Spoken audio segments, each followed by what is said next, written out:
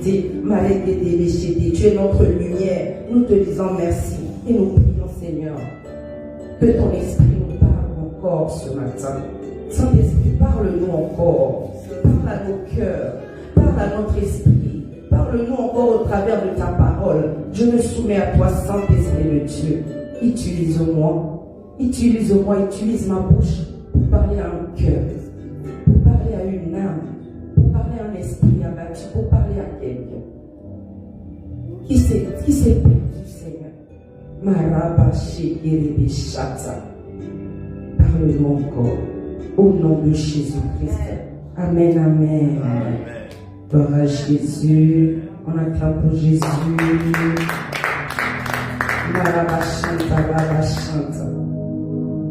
Nous allons aller dans Galates. Alléluia. Nous allons parler de la liberté que nous avons en Christ. Amen. Je lis au nom de Jésus Galates 5, 1. La Bible nous dit c'est pour la liberté que Christ nous a affranchis. Demeurez donc fermes et ne vous laissez pas mettre de nouveau sous le joug de la servitude. Amen. Nous allons dans Galates 4, je lis au nom de Jésus. La Bible nous dit, or aussi longtemps que l'héritier est enfant, je dis qu'il ne diffère en rien d'un esclave, quoiqu'il soit le maître de tout. Mais il est sous des tuteurs et des administrateurs jusqu'au temps marqué par le Père. Nous aussi, de la même manière, lorsque nous étions enfants, nous étions sous l'esclavage des rudiments du monde. Mais lorsque les temps ont été accomplis, Dieu a envoyé son Fils, né d'une femme, né sous la loi, afin qu'il racheta ceux qui étaient sous la loi, afin que nous ressuscitions l'adoption. Alléluia, je vais d'abord m'arrêter là. Nous avons lu le premier verset qui nous dit, c'est pour la liberté que Christ nous a affranchis. Et la Bible nous demande de demeurer donc ferme et de ne pas nous laisser mettre de nouveau sous le joug de la servitude.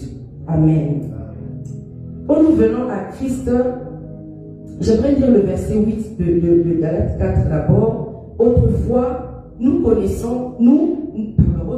connaissant pas Dieu, vous serviez des dieux qui ne le sont pas de leur nature. Mais à présent que vous avez connu Dieu, ou plutôt que vous avez été connu de Dieu, comment retournez-vous à ces faibles et pauvres rudiments auxquels de nouveau vous voulez vous asservir de nouveau?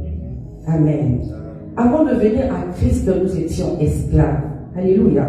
Esclaves des lois de nos familles, esclaves du péché. Amen. Esclaves par manque de connaissance.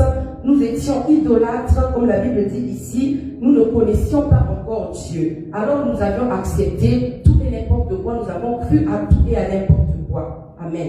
On a parlé d'un enfant ici au début, en disant quand on est enfant, on obéit encore à tout. On obéit aux parents. Amen. On obéit aux tuteurs. Et de la même façon, quand nous ne venons pas encore à Christ, quand nous ne sommes pas encore à Christ, quand nous sommes encore dans le monde, nous sommes sans connaissance. C'est pour ça que la Bible dit mon peuple périt par manque de connaissance. Alors nous croyons à tout. Nous obéissons à tout. Comme des enfants, surtout quand nous sortons d'une famille où Christ n'est pas connu. Jésus n'est pas le Dieu de cette famille. Par habitude, par éducation, qu'est-ce que nous allons faire? Nous allons croire en ces dieux. Nous allons adorer ces dieux. Nous serons esclaves de ces dieux sans nous rendre compte. Alléluia. Mais quand nous venons à Christ, nous devons être libres. Nous sommes libres. À partir du moment que nous acceptons Jésus comme Seigneur et Sauveur, nous sommes libres. Alléluia. Mais souvent, nous ne sommes pas conscients de cela. Même dans notre liberté, nous redevenons encore esclaves par manque de connaissance et de foi. Alléluia. Quand, au départ, l'homme n'était pas esclave. Amen. Quand nous lisons l'histoire de Adam, nous savons que Adam n'était pas esclave. Adam était comme un Dieu. Adam était revêtu de la gloire de Dieu. Mais quand Adam a péché, Adam a perdu la gloire de Dieu, la gloire qui l'enveloppait et qui le protégeait, et il est tombé. Amen. Il est devenu esclave, il a été maudit et il a continué sous la malédiction. Et c'est comme ça que le péché est entré dans le monde. Amen. Mais un jour, Dieu a décidé, en aimant tellement le monde, d'envoyer son Fils. Son Fils qui va venir nous affranchir. Amen. Par le don de sa vie. Qui va nous affranchir en payant une rançon qui est incomparable. Amen. Une rançon au-delà de tout. Il va nous racheter au prix de sa vie pour nous rendre libres. Amen. Quand j'ai lu ici Galates 5:1, la Bible nous dit c'est pour la liberté que Christ nous a franchis. Demeurez donc fermes et ne vous laissez pas mettre de nouveau sous le joug de la servitude. Mais ce qui se passe souvent, c'est que nous acceptons Christ.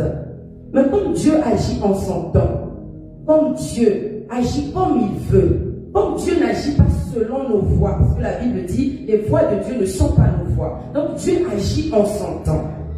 Mais ce que nous voyons souvent avec les chrétiens, quand nous venons à Christ, nous nous impatientons.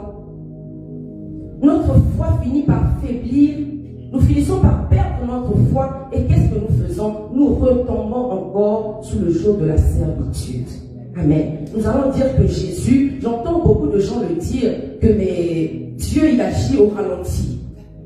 Dieu agit au ralenti. Alors qu'est-ce qu'on fait? On va retourner dans le monde parce que j'ai entendu dire qu'il y a un papa là-bas, une dame là-bas. Quand tu vas la voir, tu vas voir ce que tu as. Amen. Quand tu vas aller la voir, tu seras béni. Tu es stérile, oh, tu vas avoir ton enfant. Mais quand tu vas aller voir cette femme-là, qui va te donner cet enfant? Quel enfant cette femme va te donner? Parce que le diable ne crée rien. Amen. Une personne qui agit, pas sous le pouvoir de Jésus, mais qui agit sous un autre pouvoir, cette personne est sous quel pouvoir? Le pouvoir du diable, de Satan. Satan ne crée rien. Donc il ne peut pas te créer un enfant pour te donner. L'enfant qu'il te donnera, ça ne peut être qu'une malédiction. Alléluia. Cet enfant-là sera une source de problème pour ta vie. Tu l'auras peut-être eu plus vite. Amen. Parce que le diable ne donne que une contrefaçon de ce que Dieu a prévu pour toi. Lui, il ne crée rien. Nous allons voir avec la tentation de Jésus après les 40 jours de jeûne. Quand nous lisons dans Luc, Jésus va être tenté. Quand il va réussir à vaincre le diable, à le chasser en disant arrière de moi Satan, la Bible va nous dire que le diable va s'éloigner jusqu'à un moment favorable. Amen.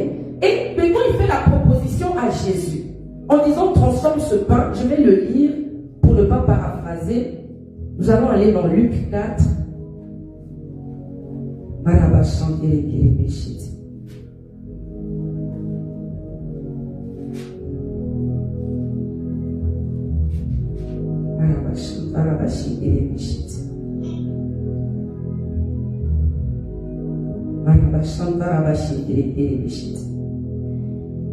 Le diable va dire à Satan, le diable l'ayant élevé, lui montra en un instant tous les royaumes de la terre et lui dit, je te donnerai toute cette puissance et la gloire de ces royaumes, car elle m'a été donnée. Elle m'a été donnée. Il ne va pas dire parce que c'est moi qui l'ai créé. Parce qu'il ne crée rien. Amen. S'il veut te donner quelque chose, ça sera une contrefaçon de ce que Dieu a créé, ce que Dieu avait déjà prévu pour toi depuis l'éternité. Amen. Souvent les gens tombent, se trompent, entrent dans les loges. Pourquoi? À cause du mensonge du diable. Tu vas aller consulter quelqu'un. Tu vas sortir de la présence de Dieu, aller consulter un féticheur ou je ne sais, un marabout. Il va te montrer un avenir. Alléluia. Il va te montrer ce que Dieu a prévu pour toi. Mais il n'a pas le pouvoir de prendre ce que Dieu a prévu pour te donner. Parce que ce n'est pas lui qui l'a créé. Il n'a aucun pouvoir de faire cela. Il va te montrer. Amen. Et par impatience et par manque de foi, tu vas accepter cette proposition. Mais ce qu'il te donne, ce n'est qu'une photocopie. Amen. Et nous savons, si nous voyons même avec les vêtements, quand on va te donner une photocopie, une contrefaçon d'un vêtement, ça ne peut pas durer comme la marque même. Amen. Tu vas acheter une copie de Louis Vuitton, tu vas laver ce vêtement va s'abîmer très vite. Amen. Alors que si tu as Louis Vuitton lui-même, il va rester longtemps. Donc ce que le diable donne à une date de péremption, ce que le diable va te donner dans ta vie ne peut que t'apporter les problèmes. Amen. J'aimerais dire à quelqu'un, il y a la liberté en Jésus. La Bible dit, là où il y a l'Esprit de Dieu, il y a la liberté. Alors c'est en acceptant Jésus-Christ comme Seigneur et Sauveur que nous sommes libres des lois établies de nos familles, de tout ce qui nous maintenait captifs. Alléluia. De l'envoûtement, de la sorcellerie, de tout ce qui nous maintenait captifs. Mais nous devons avoir la patience et la foi. Amen. Même quand nous prions et que nous demandons les choses et que nous ne les recevons pas tout de suite, nous devons croire, alléluia, que Dieu va agir. La Bible dit qu'il est le rémunérateur de ceux qui le cherchent. À partir du moment que nous sortons de la présence de Dieu pour aller voir d'autres dieux, nous perdons cette liberté-là et nous redevenons esclaves. Amen. Quand on est esclave en Christ, on est un esclave comme Joseph. Amen. Joseph était esclave, mais c'était un esclave en préparation pour la gloire. Il était peut-être en prison, mais il était en préparation pour la gloire. Alléluia. Même dans la prison, Dieu était en train de le former, de continuer à l'utiliser. Et quand il est sorti, c'était pour la gloire. Mais quand on va être esclave du diable, c'est pour la mort. Alléluia. Le diable ne donne que la mort. Alléluia. Quand tu vas aller, il te donne peut-être un enfant, mais en sortant de là, tu laisses quelques années de ta vie. Il va peut-être te donner un mariage, mais quel mariage? En sortant de là, tu laisses ton étoile. Alléluia. Il va peut-être te donner une sorte de guérison. Tu étais peut-être malade d'hypertension, il va te guérir d'hypertension, mais en sortant de là, tu sors avec, je ne sais pas, le cancer. Parce que c'est un menteur. Amen. La dernière fois quand j'ai prêché ici, j'ai parlé de sa chute et de sa colère. J'ai dit que quand il voit ce que Dieu a fait pour nous, lui, il a été précipité, il a été chassé du ciel, sans possibilité de pardon, ni de recours. À l'instant qu'il a eu la pensée de prendre la place de Dieu, il a été précipité, sans possibilité de pardon. Alléluia. Mais nous avons péché. L'homme a chuté. Mais Dieu lui donne encore la possibilité de se repentir. Et Dieu nous accorde sa miséricorde. Amen. Comment voulons-nous qu'une telle personne qui avait un si grand pouvoir, qui était même plus puissant que nous, qui avait une place importante auprès de Dieu, soit précipité, jeté dans la fosse, et que Dieu nous donne la puissance, Dieu l'écrase sous nos pieds? Comment cette personne peut te bénir? Amen. J'aimerais que quelqu'un essaie de réfléchir. Comment une telle personne, qui était autant élevée, se retrouve sous tes pieds, va te bénir? Cette personne ne peut pas te bénir. Je parle de Satan.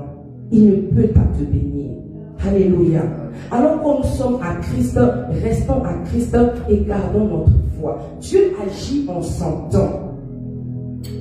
C'est là où il y a l'Esprit de Dieu qu'il y a la liberté. Si la Bible dit que là où il y a l'Esprit de Dieu, il y a la liberté, ça veut dire que là où il n'y a pas l'Esprit de Dieu, il y a quoi? Il n'y a pas de liberté. Amen. Il y a la mort et il y a la souffrance, il y a l'esclavage. Amen. Et pour demeurer dans la présence de Dieu et voir la gloire de Dieu, ce qui fait que souvent on sort de la présence de Dieu et qu'on aille voir ailleurs, c'est quoi? C'est un manque de foi, c'est un manque de patience. Amen. Parce que la majorité des chrétiens, la majorité des enfants de Dieu, je vais dire des chrétiens, quand nous venons à Dieu, nous ne venons pas à Dieu parce que nous aimons ce Dieu. Nous ne venons pas à Dieu parce que nous voulons faire la rencontre de ce Dieu. Mais nous venons souvent à Dieu parce que nous avons besoin qu'il nous donne quelque chose. Nous venons à Dieu parce que nous voulons vivre un certain miracle. Nous venons à Dieu parce que nous attendons à quelque chose. Amen. Au départ, ça peut être le cas. Mais quand on arrive dans sa présence, nous devons apprendre à connaître ce Dieu-là. Alléluia. Je vais te donner l'exemple de deux personnes qui se rencontrent. Amen. De deux personnes qui se rencontrent. Un homme qui drague une femme. Et cet homme va se rendre compte que cette femme ne vient à lui que par intérêt. Cette femme ne l'aime pas. Amen. Et si cet homme-là avait des intentions d'épouser cette femme, de faire d'elle son épouse, de l'honorer, cet homme va ralentir. Amen. Cet homme va attendre, observer et chercher à découvrir les véritables intentions de cette femme pour lui, pardon. Amen. Mais quand nous venons dans la présence de Dieu et que nous voyons les choses tarder, posons-nous la question, est-ce que je viens à Jésus parce que je l'aime? Amen. Pourquoi ça tarde? Pourquoi mes bénédictions tardent? Pourquoi je ne vois pas l'accomplissement de mes prières? La Bible dit, c'est la foi qui nous rend agréable à Dieu. Amen. Mais alors quand nous venons et que nous ne voyons pas, est-ce que nous avons vraiment la foi en ce Dieu-là? Amen. Parce que la chose qui peut impressionner Dieu dans la vie d'un chrétien, c'est la foi. C'est une foi fervente, c'est une foi inébranlable, c'est une foi ferme face à toute épreuve. C'est une foi, cette foi qui va faire que les promesses de Dieu dans ta vie s'accélèrent. De vivre les miracles, c'est la foi. Alléluia. Alors souvent, quand nous ne voyons pas, nous n'avons pas la réponse à nos prières. C'est parce que souvent nous venons juste comme des mendiants. Nous venons juste parce que nous voulons voir ce que Dieu va faire. Et quand nous venons, c'est vraiment pour recevoir et partir. Nous ne venons pas dans l'intention de rester. Alors quand nous venons comme ça et que Dieu te veut dans sa présence, Dieu veut t'utiliser, il ne va pas t'exaucer tout de suite. Alléluia. Il va chercher d'abord à te briser. Il va chercher à te transformer. Il va attendre à ce que tu l'aimes vraiment, que tu le cherches vraiment. Alléluia. C'est la foi qui touche Dieu. La servante de Dieu, Cléa, a parlé de la femme à la perte de sang. Amen. La femme à la perte de sang. Qui s'est dit en elle-même, si je puis seulement toucher le pan de sa robe, je serai guérie. Mais quand elle est arrivée par derrière, elle a touché le pan de la robe de Jésus. Jésus était entouré d'une foule, comme elle a lu. Amen. Je ne vais pas le lire parce qu'elle a lu. Jésus était entouré d'une foule. Sûrement, il y avait les gens qui tiraient sa robe, il y avait les gens qui le touchaient, il y avait les gens qui le bousculaient. Amen. Il y a des gens qui touchaient Jésus. Mais cette femme-là est arrivée en cachette. Elle a touché Jésus. Jésus ne l'a pas vu. Elle n'a même pas touché la main de Jésus, la jambe de Jésus. La Bible dit le pan de sa robe. Quand nous portons un grand vêtement, quelqu'un peut passer toucher ton vêtement, tu ne sentiras rien du tout. Parce que ce n'est pas ta peau. Amen. Cette femme a dit, si je puis seulement toucher le pan, et cette femme a touché le pan de la robe de Jésus. Mais dans toute la foule qui entourait Jésus, Jésus va dire, qui m'a touché? C'est ça qui va étonner ses serviteurs, ses apôtres. Qui m'a touché?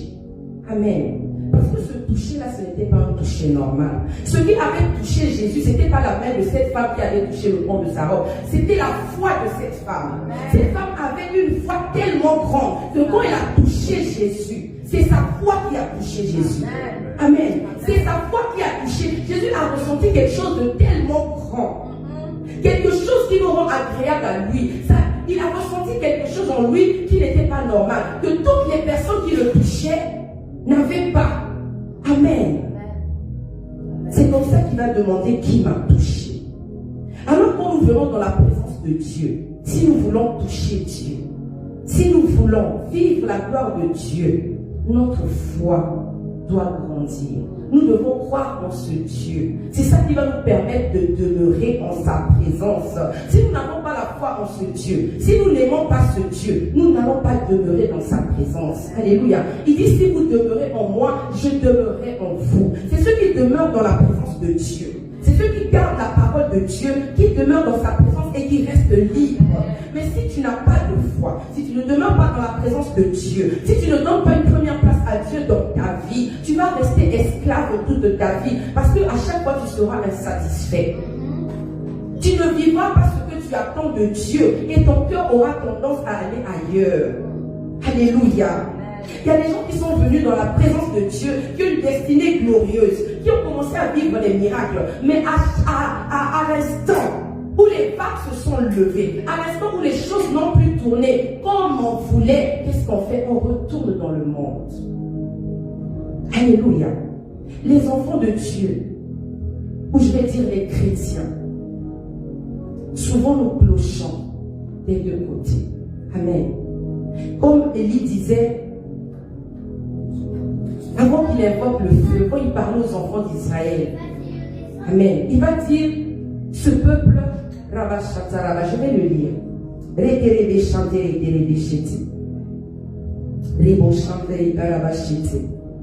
Dans 1 Roi 18 à 21, la Bible dit, alors Élie s'approcha de tout le peuple et dit, jusqu'à quand clocherez-vous des deux côtés? Jusqu'à quand clocherez-vous des deux côtés? Parce que ce peuple ne savait pas ce qu'il voulait. Tantôt ils étaient avec l'Éternel, tantôt ils adoraient d'autres dieux. Tantôt ils étaient avec l'Éternel, tantôt ils adoraient d'autres dieux. Et nous allons le voir dans la marche des enfants d'Israël. Pendant des générations, pendant des années, ça a été comme ça. Quand Dieu faisait un miracle, ils étaient à l'Éternel. Mais quand les choses ne tournaient pas à leur faveur, ils retournaient dans le monde, ils allaient adorer d'autres dieux. Amen. Nous avons vu aussi avec la traversée de la mer Rouge. Les enfants d'Israël ont vu ce que Dieu a fait. Ils ont traversé la mer Rouge à pied sec. Alléluia. Ils ont été libres en Égypte. Mais arrivés dans le désert, parce que Moïse a passé 40 jours dans la montagne, sur la montagne, et que eux, ils n'avaient pas de foi en fait. Ils ne croyaient même pas vraiment en ce Dieu. Qu'est-ce qu'ils vont faire? Ils vont demander à Aaron de leur donner un Dieu. C'est un peuple qui clochait. Amen, de deux côtés. Et c'est souvent ce que vivent les chrétiens. Tu viens à l'église dimanche, mais tu es peut-être sorti de la boîte de nuit samedi. Tu pries, mais tu vas encore en boîte de nuit. Tu dis que tu as accepté Jésus comme Seigneur et Sauveur, mais tu fréquentes encore des endroits qui ne glorifient pas Dieu. Amen. Cette même bouche qui déclare et proclame le nom de Jésus, les oracles de l'Éternel, critique encore, insulte encore, maudit encore. Alléluia. Ce même cœur qu'on donne à Christ, quand on prie Saint-Esprit, le voici, ce même cœur-là jalouse encore, ce même cœur-là convoite encore, ce même cœur-là pense encore à faire du mal. Alléluia. Quand nous voulons être libres, nous devons demeurer en Christ et garder ses paroles. Nous devons demeurer en Christ par notre vie, par notre marche. Alléluia. Il n'y a point de liberté ailleurs. Il n'y a pas de liberté ailleurs. C'est Christ qui rend libre. Celui qui a porté nos péchés sur la croix pour que nous soyons libres. Celui qui nous a rachetés à un grand prix. Alléluia. Marabachete. Nous allons aller dans Jean 15.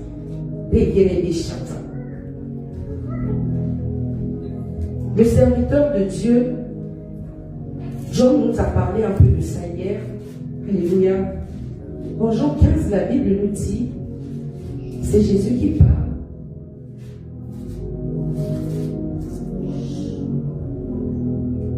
Il dit, je suis le vrai cep et mon père est le vigneron. Tout sarment qui est en moi et qui ne porte pas de fruit, il le retranche. Et tout sarment qui porte du fruit, il l'émonde afin qu'il porte encore plus de fruits. Alléluia. Il dit, demeurez en moi et je demeurerai en vous.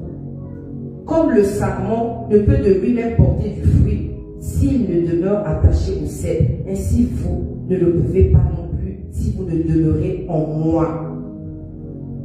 Le cep ici, nous savons que c'est un arbuste, comme un petit arbuste. Amen. Les sarments, ce sont les branches. Donc ici, on parle de la vigne.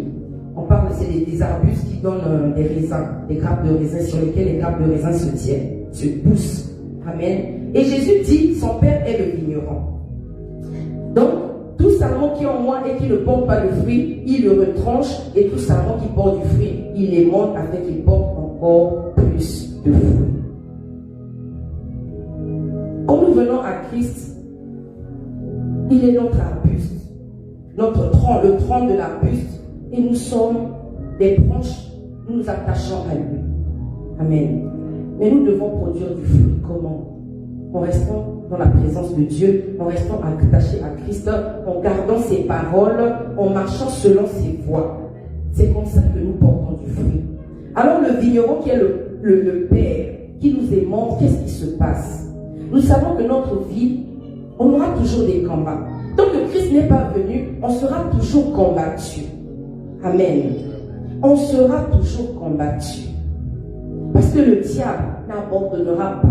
Il se lèvera toujours pour chercher à nous faire tomber. Il se lèvera toujours pour t'empêcher, chercher à t'empêcher de vivre la gloire de Dieu prévue pour toi. Il t'empêchera toujours à avancer avec ce Dieu. Il voudra toujours t'emmener dans son camp parce que lui, il a été déchu. Amen.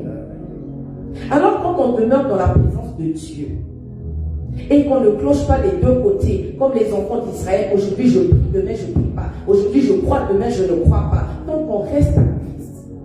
Le Père nous aimante, ça veut dire qu'il prend soin de nous. Alléluia.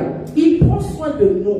Il nettoie, nous sommes ces sarments-là. Alléluia. Quand nous posons les fruits, il prend soin de nous. Pour qu'une plante pousse, pour qu'un arbuste pousse et soit en bonne santé, il faut prendre soin, enlever les feuilles mortes, enlever tout ce qui ne marche pas, tout ce qui ne va pas bien et nourrir cette plante. Quand nous demeurons à Christ, c'est ce qui se passe. Il prend soin de notre vie. Il éloigne de nous tout ce qui n'est pas bon. Amen. Il nous sanctifie. Il nous purifie. Alléluia. Et il nous donne tout ce dont nous avons besoin. Mais pour ça, il faut vraiment aimer ce Dieu. Il faut vraiment être les sarments qui restent accrochés à ce cep qui est Jésus-Christ, le vrai cep. Mais si nous voulons rester juste à côté de Jésus, une branche qui reste juste à côté d'un arbre ne peut pas survivre. Elle va mourir. C'est pour ça que la Bible nous dit que tu seras jeté dans le feu si tu restes loin de Jésus. Amen. Il y a des chrétiens qui pensent qu'en venant juste accepter, j'accepte Jésus comme Seigneur et Sauveur. C'est bon. Tout est fini. Je peux dormir, je peux ne pas prier, je peux tout faire. Merci Saint-Esprit de Dieu. Il y a un verset dans la Bible. Je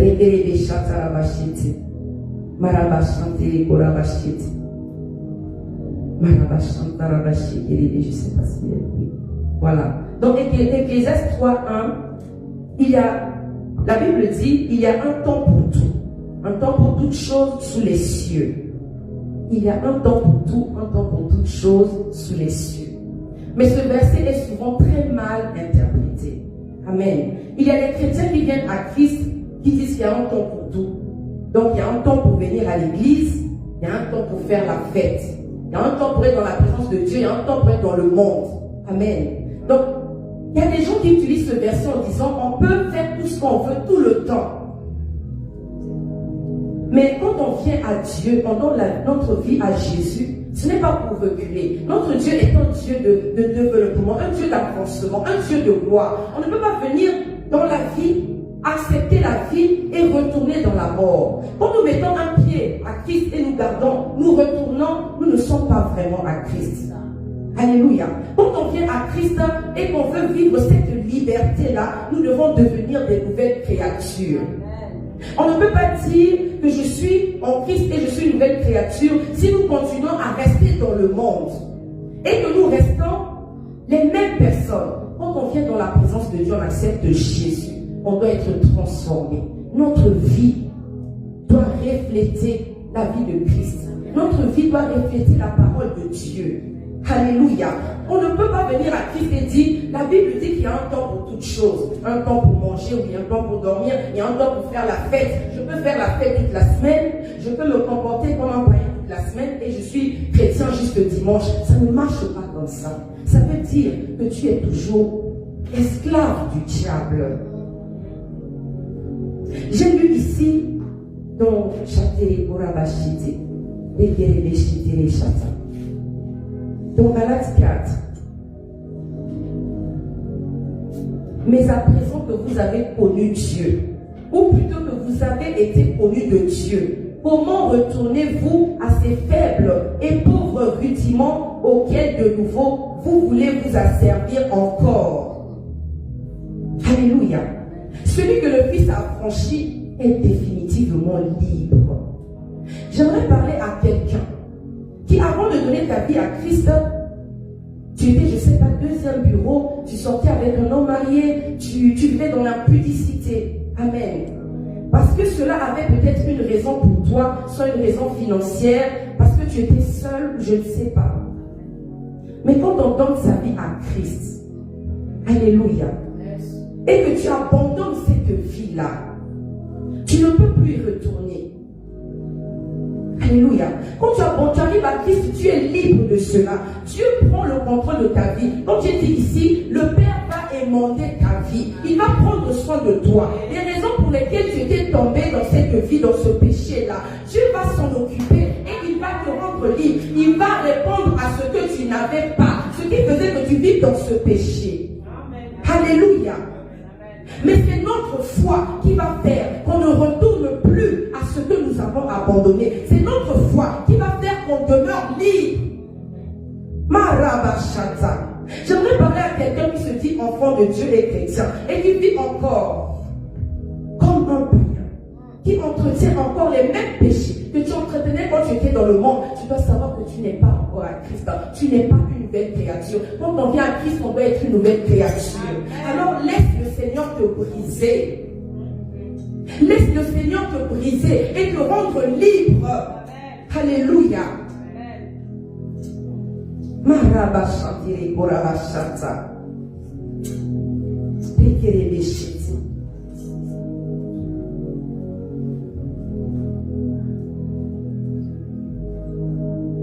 Mais à présent que vous avez connu Dieu, ou plutôt que vous avez été connu de Dieu, comment retournez-vous à ces faibles et pauvres rudiments auxquels de nouveau vous voulez vous asservir encore? Quand je dis ça, il y a une tristesse qui monte dans mon cœur. Parce que nous ne réalisons pas toujours la grâce de Dieu qu'il y a sur notre vie. Ça me fait penser au message que le pasteur Rebecca avait donné ici par rapport aux jeunes prophètes et aux vieux prophètes. Amen.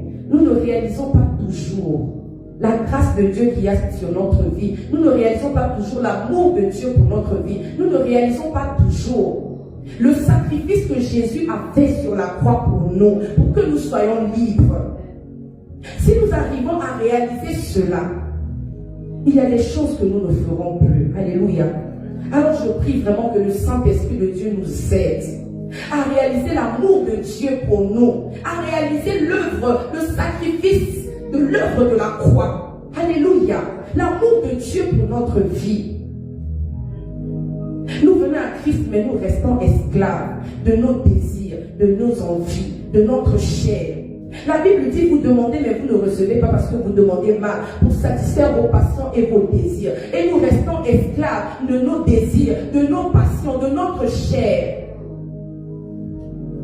Parce que nous ne connaissons pas vraiment ce Dieu.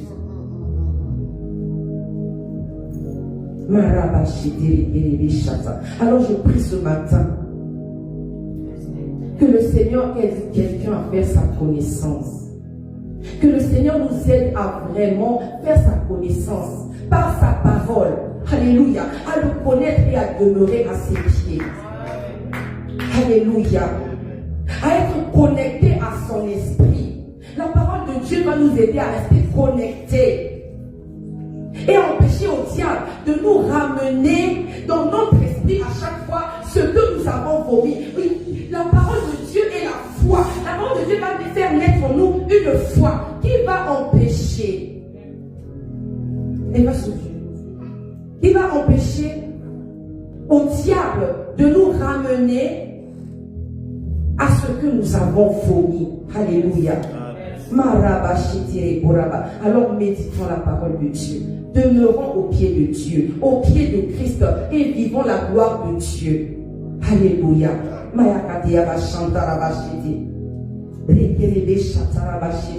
Arrêtons de dire qu'il y a un temps pour tout. Oui, il y a un temps pour tout. Il y a eu un temps où on était dans le monde. Il y a eu un temps où on a demeuré dans le péché. Il y a eu un temps où on a été sous la servitude. Il y a eu un temps où on a adoré les idoles de nos familles. Il y a eu un temps où on a consulté le diable. Mais maintenant le temps, c'est un temps de gloire. Un temps où nous demeurons dans la présence de Dieu. Et un temps où nous sommes libres. Alléluia. Est-ce que quelqu'un peut saisir sa liberté et dire je suis libre? Je refuse de retourner dans la servitude d'autres dieux. Je refuse d'adorer d'autres dieux. Je demeure dans la présence de Christ. Je suis libre. La Bible dit celui que le Fils a franchi est définitivement libre. Amen. Amen. Alors soyons libres. Soyons des serments qui vont rester accrochés au vrai cep qui est Jésus. Peu importe les vents, nous devons savoir qu'il y a un Père, le vigneron, qui est là pour aimanter notre vie, pour prendre soin de nous, enlever les feuilles mortes dans nos vies et nous rendre parfaits. Nous parfaits. Alléluia. S'il a été capable de donner sa vie pour toi et moi, il ne nous abandonnera pas. Alléluia. S'il a été capable de quitter le trône de sa gloire, descendre, verser de son sang, pour que nous soyons sauvés, pour que nous soyons guéris, pour nous racheter, il ne nous abandonnera pas. Alléluia. Alors croyons en ce Dieu. Pour demeurer libre, nous devons avoir la foi.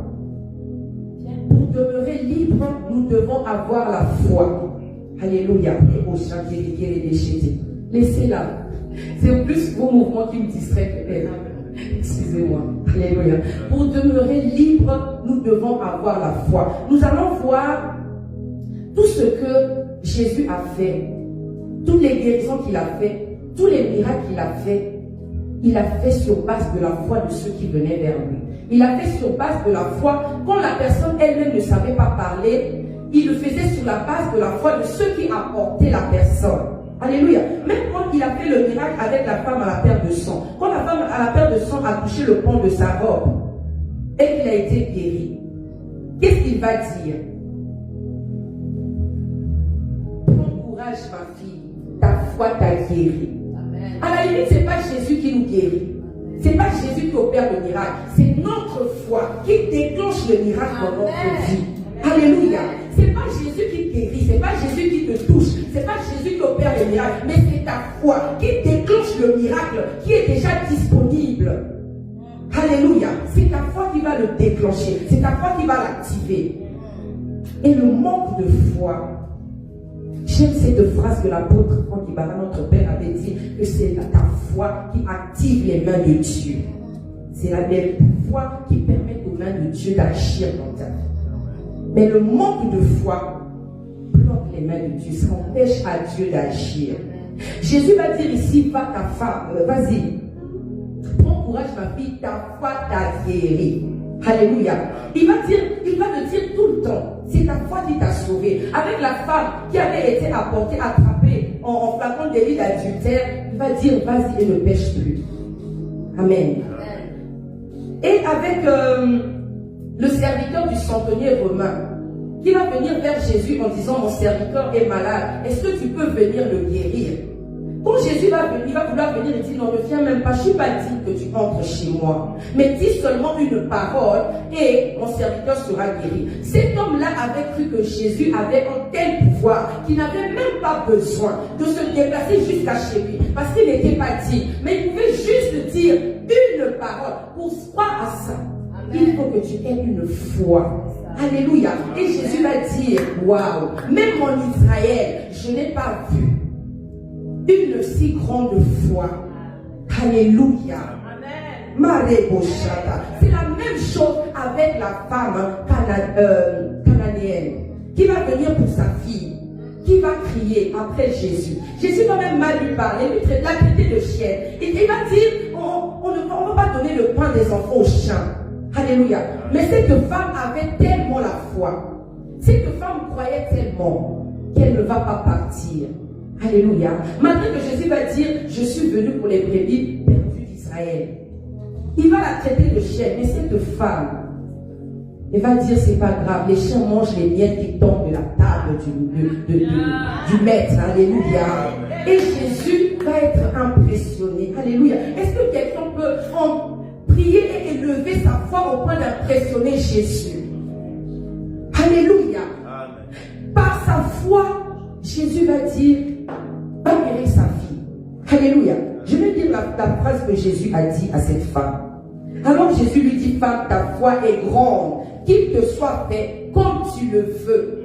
Ce que nous obtenons de Dieu est à la grandeur et à la hauteur de notre foi. Le miracle que nous vivons, que nous recevons de la part de Dieu, c'est à la grandeur de ce que nous espérons, que nous croyons. Alléluia.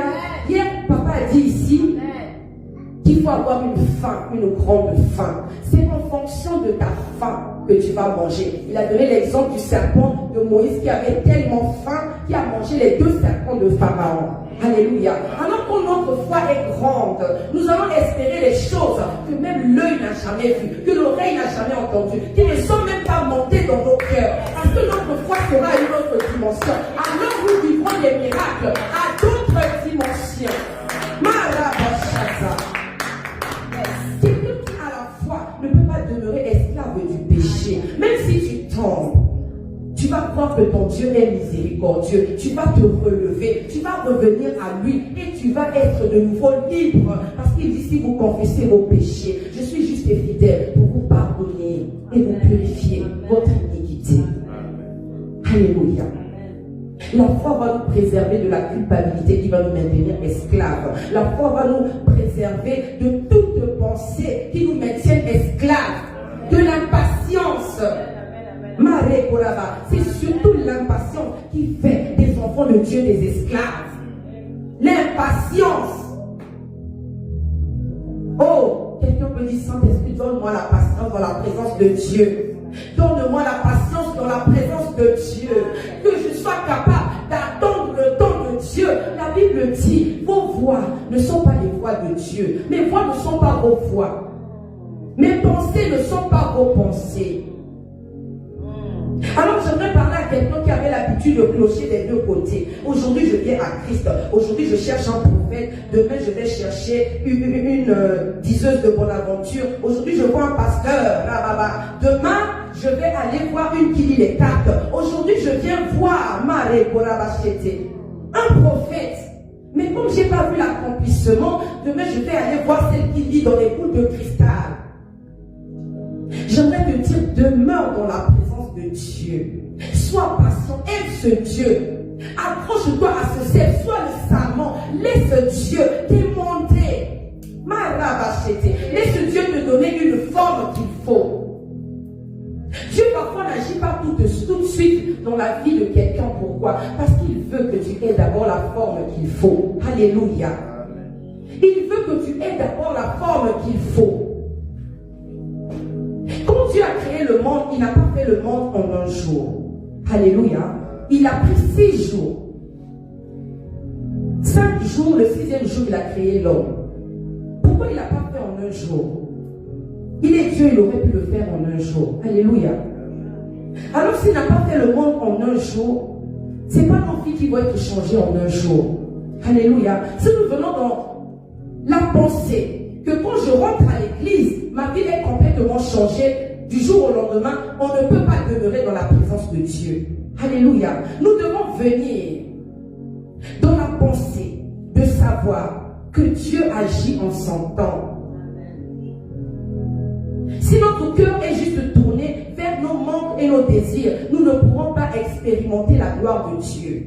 Nous ne pourrons pas parce que nous serons impatients. Nos regards seront tout le temps détournés. Au lieu de rester fixés sur Jésus, les tempêtes vont détourner notre regard. Nous allons aller ailleurs. Alléluia. Nous allons nous enfoncer comme avec Pierre. Il a dit à Jésus, si c'est toi, ordonne que je vienne vers toi. Jésus va lui donner le pouvoir de venir vers lui. Alléluia. Mais qu'est-ce qui va se passer? Les vents, la tempête va faire que le regard de Pierre va être détourné. Il ne va pas rester braqué sur Jésus. Qu'est-ce qui va se passer? Ses regards vont être détournés. Il va regarder au vent et il va commencer à s'enfoncer. Alors c'est ce qui se passe dans la vie de beaucoup de chrétiens. Quand on vient à Christ, on a une idée que yes, on m'a prêché Jésus. On a dit que Jésus, il va accomplir tous mes désirs. Jésus, il va tout me donner. Alors tu viens à l'église dans l'espoir que dès que je rentre à l'église, le lendemain, je rencontre un mari. 9 mois après, j'accouche. Dès que je viens à l'église, 2 jours après, j'ai un travail. Tous mes problèmes vont s'arrêter. Et tu vas venir à l'église, 1 an après, tu n'as toujours pas rencontré quelqu'un. Tu commences à te refroidir. Mais est-ce que ce qu'on m'a dit est vrai? Donc pendant toute cette année que tu es resté à l'église, tu n'as pas chercher à connaître, mais qui est ce Dieu-là? Qui est ce Dieu qui bénit, qui donne les enfants, qui fait enfanter? Quel est ce Dieu-là? Je veux faire sa connaissance. Pendant toute l'année, tu es resté focus sur ton monde, sur tes problèmes, sur ce que tu as besoin. Tu n'auras pas pris le temps de connaître Jésus. Au bout d'un an, tu vas dire non, il n'existe pas, il n'agit pas, alors je pars voir ailleurs. Alléluia. Que le Saint-Esprit de Dieu renouvelle l'intelligence de quelqu'un. Que le Saint-Esprit de Dieu renouvelle l'intelligence de quelqu'un. Que le Saint-Esprit de Dieu connaisse ton cœur au cœur de Christ. Maraboshaza. Que le Saint-Esprit de Dieu mette en quelqu'un cette envie et ce désir de chercher à connaître Dieu. C'est de soif de connaître Jésus, de demeurer à ses pieds, d'être ce sarment qui va rester connecté au vrai sel, qui est Jésus-Christ de Nazareth. Amen. Alléluia. Et que nous arrêtons de clocher des deux côtés. Maraboshate korabashete.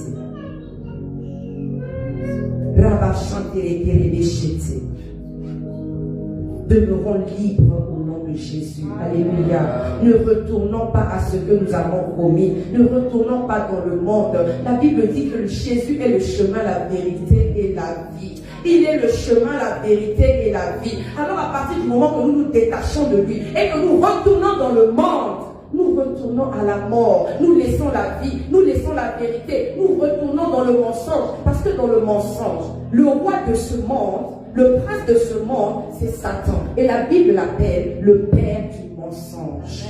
Tout ce qui peut nous servir, c'est mensonge et mort. Alléluia. Il n'y a qu'en Jésus qu'il y a la liberté. Amen. La Bible dit, ne savez-vous pas que votre corps est le temple du Saint-Esprit? Mais pour que ton corps soit le temple du Saint-Esprit, il faut que Jésus soit ton Dieu et ton seul Dieu. Alors tu seras le temple du Saint-Esprit de Dieu. Et tu seras libre, parce que là où il y a l'Esprit de Dieu, il y a la liberté. Alléluia.